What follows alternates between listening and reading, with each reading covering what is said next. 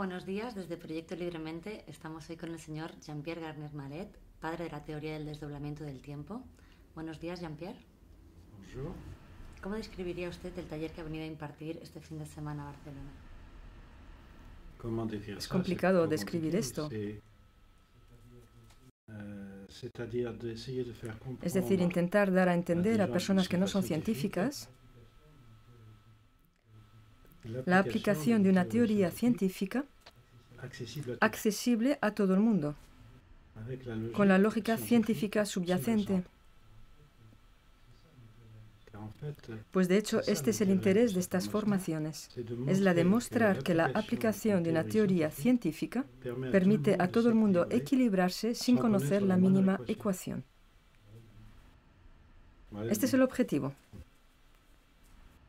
Por lo tanto, ¿cómo describiría usted su teoría a una persona que no comprende el lenguaje científico? Es sencillamente explicar el porqué de un desdoblamiento del tiempo. Es decir, que si yo dispongo de dos tiempos diferentes al mismo tiempo, un tiempo muy corto en el que no tengo tiempo de hacer nada, un tiempo nulo que no percibo, y que yo pueda disponer al mismo tiempo de un tiempo excesivamente largo durante ese tiempo corto. Esa es la dificultad de entender. En el tiempo corto no tengo tiempo de hacer nada, y en el tiempo muy largo tengo tiempo de hacer muchas cosas. O sea que si estoy presente en los dos tiempos diferentes, yo puedo hacer muchas cosas, cuando sin embargo, en mi tiempo no tengo tiempo de saber que estoy haciendo muchas cosas. Y no tengo la sensación de hacer muchas cosas, porque ese tiempo para mí no existe. Y van a decir, pero ¿cómo es esto posible? Pensar que existe un tiempo que yo no percibo. Pero no percibiendo ese tiempo, tengo la sensación de que no existe. Y sin embargo, el hecho de que exista es que tenga tiempo de hacer yo muchísimas cosas, lo cual cambia mi memoria de manera instantánea y que me da deseos, nuevos pensamientos que parecen llegar de ningún sitio. Y es de esta manera que una teoría científica permite, por fin, explicar el instinto, la intuición, explicar la anticipación, explicar las premoniciones. Todo aquello que es muy misterioso, se han hecho muchas cosas, se han inventado muchas cosas, y sin embargo es muy sencillo. Para vivir hay que anticipar todo aquello que va a ocurrir. Una partícula realiza lo mismo, y eso ya lo sabemos. Tomáis dos partículas desdobladas. Una de ellas hace muchísimas cosas cuando la otra no hace nada. Y aquella que hace muchísimas cosas cambia la memoria de aquella que no hace nada. Y hay un intercambio de información instantáneo entre las partículas que viven en dos tiempos diferentes. Y esas partículas que viven en dos tiempos diferentes van a ver cuáles son las experiencias más clásicas que van a poder ver cuándo y cómo esas partículas actúan. El ejemplo más importante es el agujero negro. Porque una partícula que llega al borde de un agujero negro se desdobla y una de ellas entra en un agujero y desaparece instantáneamente. Y la particularidad del agujero negro es que si alguien entra en un agujero negro y desaparece instantáneamente, si yo soy el observador de dentro del agujero negro, veo que aquel que entra le cuesta muchísimo entrar. O sea que de un lado entra instantáneamente, es desintegrado instantáneamente en el agujero y por otro lado nos cuesta muchísimo tiempo lograrlo. Vemos pues perfectamente que hay dos tiempos diferentes y esa relatividad del tiempo pues ¿para qué sirve? La partícula que desaparece en el agujero negro se toma todo su tiempo para realizar muchísimas experiencias. Vive muchísimas cosas nuevas que enriquecen su memoria. Y la otra que se mantiene al borde del agujero negro conserva su memoria intacta. O sea que cuando la partícula vuelve a salir del agujero negro de la manera igualmente rápida como cuando entró, no tenemos la sensación que sale de ella, tenemos la sensación que es una partícula nueva que está ahí al borde del agujero negro y que realiza la unión con su otra partícula. De hecho, es la partícula que se ha desdoblada la que reencuentra a su partícula célibe, que viene a unirse con la partícula célibe que era anteriormente. Hay pues un cambio de memoria instantánea para aquella que se ha quedado al borde. No ha hecho ninguna experiencia, pero mientras que la partícula está en el agujero, su memoria puede cambiar simplemente por un intercambio de informaciones. ¿Veis, pues, que este principio totalmente conocido científicamente, no vemos, no sabemos para qué sirve para nosotros? Esto es muy sorprendente. Sin embargo, las partículas hacen esto, y nosotros que somos, después de todo, un saco de partículas, no lo utilizamos esto. ¿Y por qué esto? ¿Por qué es así? ¿Por qué seríamos diferentes? Y es ahí donde tenemos que entender lo siguiente. Nos han dicho demasiadas veces que estamos nosotros al servicio de la ciencia.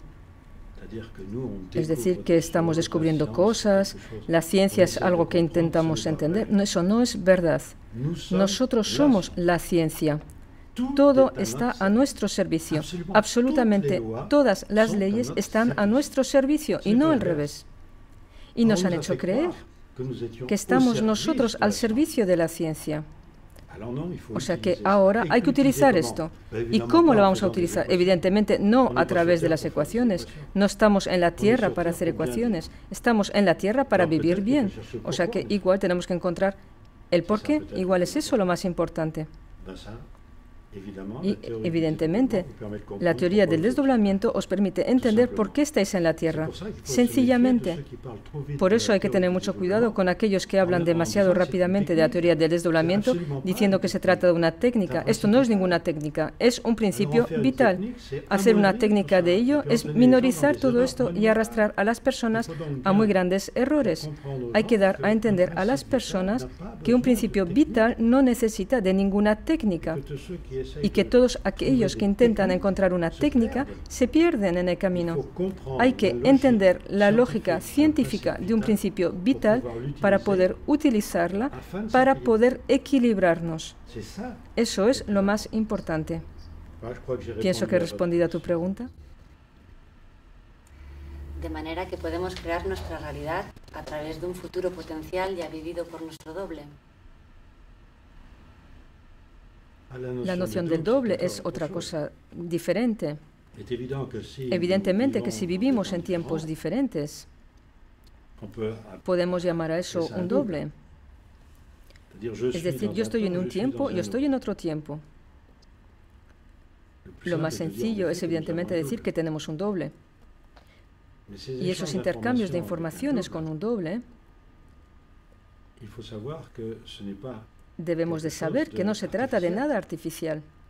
Es algo que tiene que ser totalmente natural. Las partículas que os decía antes que se desdoblan, intercambian sus informaciones, se llama a eso la intrincación. Es un fenómeno totalmente constatado científicamente. Son intercambios de informaciones. No se entiende muy bien a nivel de partículas el por qué, porque no conocemos esta teoría del desdoblamiento. No sabemos cuál es la necesidad de un desdoblamiento. La necesidad de un desdoblamiento hay que retomar la base misma de la lógica. Si yo me hago una pregunta, yo quiero obtener una respuesta, pero lo más rápidamente posible, evidentemente. Y el tiempo en que yo busco la respuesta a mi pregunta, para mí es un tiempo perdido. Entonces, la idea del desdoblamiento es muy sencilla. Voy a suprimir ese tiempo entre la pregunta y la respuesta. Y voy a tener la respuesta al mismo tiempo de la pregunta. Y esto me permitirá realizarme otras preguntas. Evidentemente hay que imaginarse que hay alguien que responde a la pregunta. Entonces, me desdoblo. Y en el tiempo que suprimo, pongo a alguien como yo que va a responder a mi pregunta. Ese desdoblamiento es muy sencillo y lo entendemos. Uno de ellos se toma el tiempo para responder a la pregunta y el otro espera la respuesta al mismo tiempo que la pregunta, que va pues a realizarse preguntas diferentes. Y esas preguntas diferentes lo van a hacer evolucionar rápidamente. Pero ¿es suficiente pensar esto así? Ya veis que hay algo que no encaja, que no va bien. Y es que si lo hacemos de esta manera, podemos hacer esto indefinidamente. Es decir, aquel que está desdoblado del primero en su tiempo se puede desdoblar de nuevo, de la misma manera. Veis pues que existe un sistema de desdoblamiento que podría ser infinito, pero ese no es el interés. El interés es de hacer que tengamos siempre la sensación de tener una extrema libertad. Es decir, que alguien que estuviera desdoblado de alguien no sepa que está desdoblado. Tiene la sensación de vivir solo, con ideas que fabrica solo. Cuando uno no conoce la ley, se funciona de esta manera. Pensamos que somos dueños de nuestros pensamientos. Pensamos que vivimos en un solo tiempo único y que es mi cerebro el que fabrica mis pensamientos. Nunca pensamos que mis pensamientos pueden ser fabricados en otro tiempo por otra persona. Entonces, si yo me desdoblo y si tengo un doble, mis preguntas son mis preguntas. Mi doble me hace una pregunta, soy yo. Y a través de ese mismo mecanismo de intercambio de información entre un doble y yo, puedo recibir informaciones que no vienen de mi doble. Y en ese caso, yo dependo de alguien que no conozco. Veis, pues, que mi vida, debo de conocer este principio para saber cómo funciona, para estar seguro de que recibo informaciones que están hechas para mí. Para ser más sencillo, le llamas por teléfono a tu marido, el cual se ha ido a visitar la jungla durante 10 años. ¿Os imagináis esto así? Y estáis en relación telefónica con él de continuo para saber qué tal le va, para ayudarle, que él os ayude a vosotros por vuestro lado. Es decir, intercambios de informaciones útiles para ambos. Ahora imaginaros que alguien coge el teléfono de vuestro marido y responde en su lugar. Y te dice cualquier cosa, cualquier tontería, y tú piensas que es él. Te va a hacer vivir otra cosa diferente. Cosas diferentes que tu marido no te hubiera hecho vivir. Y ocurre lo mismo con la historia del desdoblamiento. Yo tengo un doble, le tengo pues que escuchar, puesto que soy yo. Soy yo. Tengo una relación privilegiada conmigo, hay un yo que es esencial. Y cualquiera puede utilizar ese mecanismo de intercambios de informaciones entre mí mismo y mí mismo. Y en ese caso recibo informaciones que no están hechas para mí. ¿Y cómo realizo la diferencia? Pues hay que conocer la ley científica, hay que conocer cómo funciona. No hay que inventar técnicas. Porque que sea en Francia o en España, hay tantas personas actualmente que hablan del desdoblamiento del tiempo como si fuera una técnica. No hay técnica, hay una ley.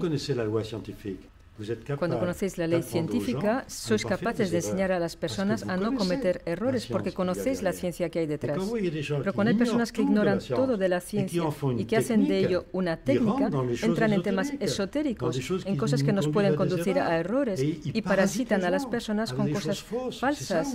Y hay que tener mucho cuidado con eso. Porque hay muchísimas personas que hablan de esto sin conocer nada. No podéis hablar de cosas científicas ignorando las bases científicas. Hay pues que tener mucho cuidado. Y es que esta ley vital puede ser utilizada contra nosotros mismos. Decías en tu pregunta que yo fabrico a través de mi pensamiento futuros potenciales. Pues sí, es verdad. En el instante en que pienso algo, doy una energía en otro mundo, en otro tiempo, en donde se fabrican las consecuencias de mis pensamientos. Extraigo la síntesis como respuesta.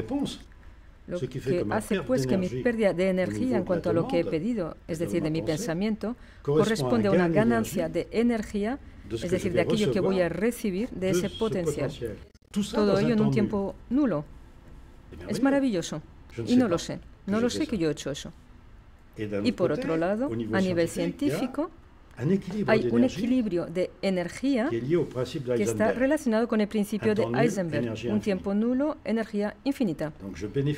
O sea que siempre me beneficio de una energía infinita en un tiempo nulo. tengo esa posibilidad. Lo único que ocurre es cómo hago para cambiar de percepción del tiempo. Y hay también una ley científica detrás que hay que conocer. Eso no se improvisa. Y ese es el objetivo, justamente, de lo que intento enseñar a las personas, ya no llenándole la cabeza de cosas científicas que no sirven para nada, sino que detrás de cada cosa dicha hay una teoría científica que no hay que desviar. Es decir, que hace falta absolutamente quedarse en la lógica de esa teoría científica. Los griegos antiguamente conocían esto, lo he podido mostrar, que el alfabeto griego corresponde exactamente con la manera de contar por la aceleración de movimiento de desdoblamiento del 1 al 10, de 10 al 100, e incluso he encontrado 3 letras perdidas del alfabeto griego con el movimiento de desdoblamiento, porque necesitaba 27 puntos de pasos de las partículas que dibujaban las letras griegas, y solo hay 24 letras griegas. Y he podido encontrar las 3 que faltaban, descubrir esto de nuevo y de ver que el griego era pues la base de una pedagogía que tenía que ver con el desdoblamiento del tiempo y que las palabras estaban fabricadas en función del desdoblamiento del tiempo. Incluso reencontré la palabra onomaturge, es decir, fabricante de palabras. Es decir, que había una profesión, fabricante de palabras, en función de ese desdoblamiento. O sea que los griegos sabían algo, y es que la ley era la lógica, el logos. Todo aquello que era ilógico no entraba dentro de la ley. Si a alguien le parecía que algo era ilógico, para todos eso quedaba fuera de la ley, porque eso suprime todos los postulados, todos los dogmas. Si tengo un dogma o un postulado que a mí me parece ilógico, debo de considerar que se encuentra fuera de la ley. Esto va muy lejos. Y los griegos para esto habían inventado una escuela llamada Escuela de los Sofistas, es decir, que sofismo en griego es intentar mostraros que incluso aquello que es lógico puede ser ilógico. Y que si tenéis una conclusión ilógica a través de un razonamiento lógico, debéis de suprimir ese razonamiento. Está este famoso sofismo que todo el mundo conoce. Un caballo barato es raro. Todo aquello que es raro es caro. O sea que un caballo barato es caro.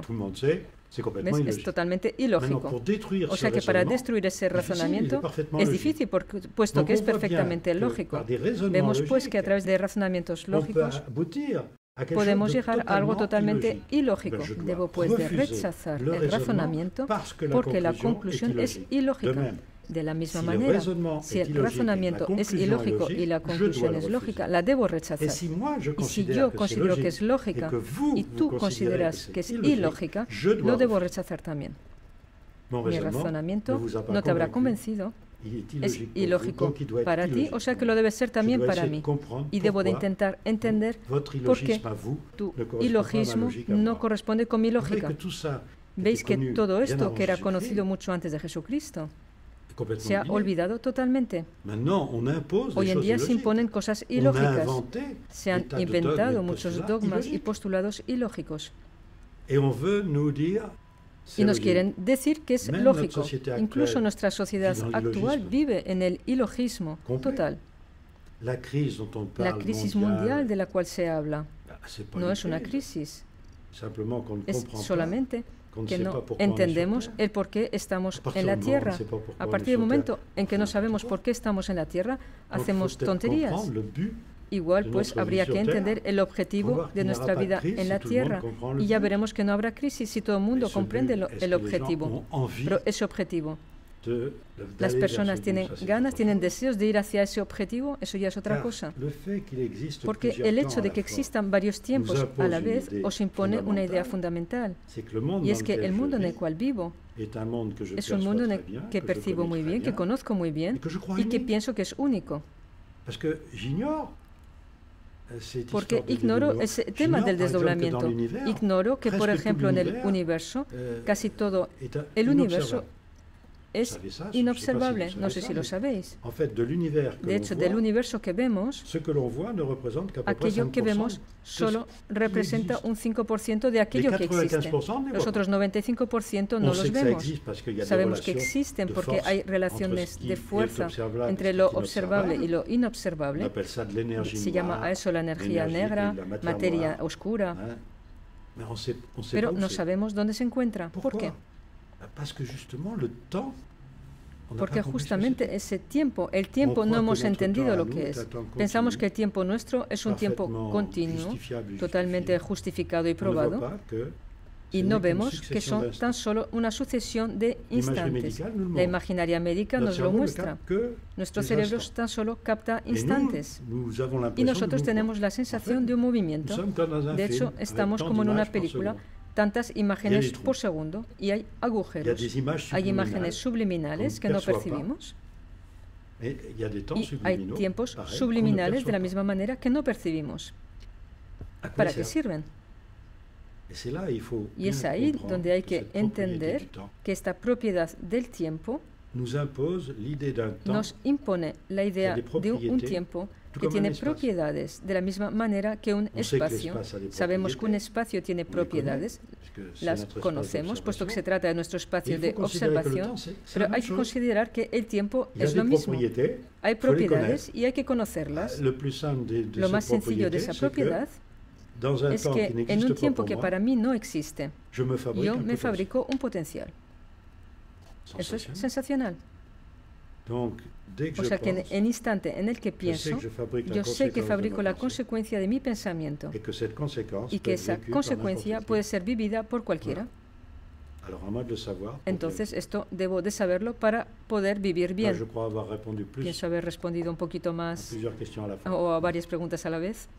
Correcto. Respecto a los pensamientos, señor Garnier, si sabemos que son estos los que determinan nuestra realidad, puesto que son portadores de masa, pero también sabemos que vivimos influenciados por el inconsciente colectivo o nuestra herencia biogenética, ¿tengo elección en lo que elijo pensar?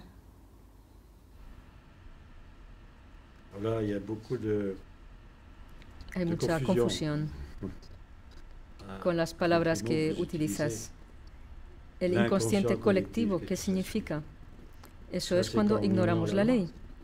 No hay inconsciente colectivo. Existen tiempos que no percibimos y que modifican nuestra memoria. Pero esos tiempos que no percibimos, tenemos acceso a ellos. El problema es saber cómo tenemos acceso a ellos. Las palabras subconsciente e inconsciente significa que no sabemos cómo funciona. Pero ved una cosa, si yo me imagino que tengo tiempos imperceptibles en mi tiempo y que me permiten, cambiando de tiempo, tener tiempo de, debo pues admitir que mi vida continúa, pero en un tiempo que no existe para otra realidad y que esa realidad tiene tiempos imperceptibles, lo mismo que yo, y en esos tiempos imperceptibles pueden recibir informaciones de mi tiempo. Veis que es un tema de como encaje de tiempos que hay que conocer bien para saber cómo funciona y no así inventar muchísimas cosas por el hecho de no conocer esta ley. De esa manera se inventa subconsciente, inconscientes, colectivos, personales, etc. La ley es sencilla. Si yo pienso en algo, fabrico la consecuencia de mi pensamiento. Esa consecuencia es una realidad potencial. Cualquiera en la Tierra puede captar ese potencial. ¿En qué sentido captar? Su memoria cambia. Y en función de lo que yo he fabricado, se pone a vivir la consecuencia de mi pensamiento. Y yo soy responsable de ello. Veis pues que la ley científica que está detrás y que fue enseñada durante siglos y siglos, que se ha quedado totalmente en el olvido, es que yo debo de pensar en hacer al prójimo lo que a mí me gustaría que el prójimo pensara en hacerme a mí. Eso es una ley. Y esto me permite, si todo el mundo hace lo mismo, me permite vivir bien. Pero nadie ya sabe que esto es una realidad científica. Se ha transformado esta ley sencilla, que, os repito, es perfectamente científica, en una ley tonta. No hagas al prójimo lo que no quisieras que él te hiciera a ti. Pero si haces algo a alguien, eso es ya, por un lado, que estáis actualizando un potencial que ya ha sido fabricado anteriormente. Y todo el mundo ve lo que haces. Que esté bien o mal, todo el mundo lo ve. Que luego te imiten o no te imiten. Pero se sabe que esto está bien o esto está mal. Pero eso no sirve para nada. Sin embargo, cuando pensáis en hacer algo, eso no se ve. Pero fabricáis el potencial correspondiente que está en la memoria de todo el mundo y que puede modificar la memoria de toda la humanidad. Un sencillo pensamiento puede modificar a la humanidad. ¿Te das cuenta que esto, sin embargo, hay que saberlo? Sobre todo, que nadie lo dice de manera clara y lógica. Hace falta la lógica. Este es el objetivo de las formaciones, que todo aquello que yo digo es lógico. Las personas que vienen, que han hecho toda clase de investigaciones, otros que no han hecho ninguna investigación, hace falta que cuando están ahí reunidos, todo aquello que oyen les parezca lógico. Y logro hacer esto. Usted habla del estado de benevolencia. ¿A qué se refiere?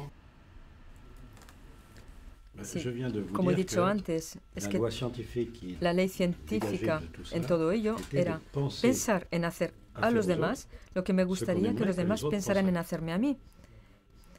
Podemos decir que esto es benevolencia, es decir, yo controlo la benevolencia de mi pensamiento. ¿Por qué utilizar la palabra benevolencia? Porque las personas son llevados más que nada a hablar de amor, de afecto, de amistad. Eso no es una energía. Energía es el control del pensamiento. O sea que la palabra benevolencia va con ello. Hace falta saber algo. Esto lo veo en mis formaciones. Hay muchos psicólogos, psiquiatras que vienen para entender justamente ese inconsciente, ese subconsciente, de los cuales han delimitado bastante bien ciertas consecuencias. Es formidable avanzar con las personas que ya tienen ese conocimiento del espíritu y que ahora van a poner una ley estricta detrás, lo cual va a permitir un avance de la humanidad de manera sensacional. Porque evidentemente hay que trabajar con personas competentes que van mucho más lejos debido a su conocimiento primero. Ponen sencillamente algo lógico sobre algo que antes no era lógico. Tenían solamente una intuición sin saber ni el por qué ni el cómo. Por eso lo que he dicho antes, subconsciente, inconsciente, son palabras que esconden la ausencia de ley. Pero cuando tenéis el desdoblamiento del tiempo, ahí ya no hay inconsciente o subconsciente. Hay tiempos perceptibles y hay tiempos imperceptibles. En mi tiempo perceptible tengo la sensación de tener pensamientos conscientes, pero en los tiempos imperceptibles tengo los mismos pensamientos, pero no los percibo. No tengo tiempo de percibirlos. Y por desdoblamiento los percibo. Veis que es justamente ahí el interés de conocer la ley y asociar a ello los conocimientos en psicología, psicoanálisis y demás son muy importantes. Porque encontramos la lógica, la sencilla lógica. La palabra benevolencia, todo el mundo entiende en español como en francés, que intentar estar bien, vigilar el estar bien. Es decir, que yo sé que mi pensamiento, si alguien pudiera leer en mi cabeza, en mi mente, suponiendo que mi cabeza fabrica los pensamientos, pues así, pero que todo el mundo ve que aquello que estoy pensando está bien y entonces puedo decir que soy benevolente. Pero no se trata de un estado, se trata de un control de mi pensamiento. Yo no soy naturalmente benevolente, no significa estrictamente nada. Yo pienso en algo, en alguien, por ejemplo, en ti, y yo me digo, si ella leyera en mi pensamiento, ella vería que todo está bien, es decir, que estás contenta de mis pensamientos. Entonces, si yo me puedo decir, sí, ella está contenta de aquello que yo pienso, entonces sí soy benevolente. Es decir, que todo aquello que yo pienso fabrica en el futuro algo que puedes cosechar para vivir. Siembro algo en el futuro y tú lo cosechas. Hay que tener pues cuidado. En francés y en castellano hay un proverbio que dice: quien siembra vientos cosecha tempestades. Intentemos pues sembrar tranquilidad, calma, paz. Y entonces cosecharemos la paz, la calma, la tranquilidad. Ved que pensar en hacer al prójimo lo que nos gustaría que el prójimo pensara en hacernos a nosotros es verdaderamente una ley científica. Y pienso que podemos concluir con esto, porque eso es verdaderamente lo más importante. Ved a todos estos científicos que nos han hablado de esto durante el paso de los siglos. El primero en hablar de esto se llamaba Pitágoras, una persona muy conocida. El segundo era Buda, más o menos un siglo y medio después. Y luego tenéis a Jesús, hace 2000 años. Y tenéis a Mahoma, 7 siglos después. Todos ellos nos han dicho, todos, piensa en hacer a tu hermano lo que te gustaría que tu hermano pensara en hacerte a ti. Es una ley científica. Hemos perdido la ciencia. Hemos hecho de ella muchas cosas, filosofías religiosas, dogmáticas, etc. Pues no. Hay que aplicar una ley. Y esa ley hay que conocerla. No hay que inventar leyes sin conocer la ley y sus aplicaciones. No hay ninguna técnica, hay una ley. Espero haber sido sencillo para mostraros que no son las ecuaciones lo que cuentan. Es verdaderamente la aplicación de una ley. Y nosotros somos la ley. Y os agradezco mucho por vuestra acogida. Muchas gracias a usted por su tiempo y por su saber. Merci.